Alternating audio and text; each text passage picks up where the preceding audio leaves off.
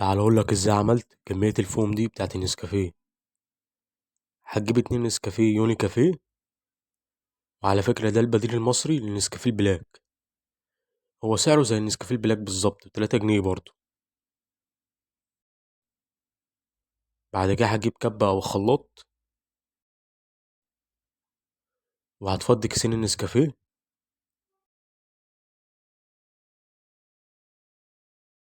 بعد كده هتحط معلقتين كبار سكر.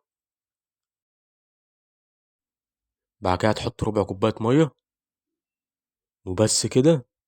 وتضرب بقى في الكبة. بصوا يا جماعة، هو النسكافيه وهو بيتضرب بصوا القوام بدأ يتقل ازاي.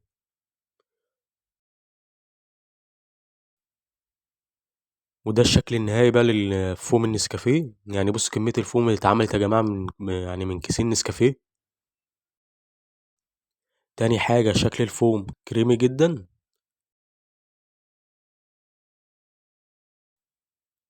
بعد كده بقى هتجيب كوباية وتحط فيها لبن.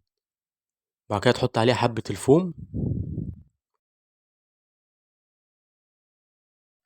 وهنشرب بقى بسم الله.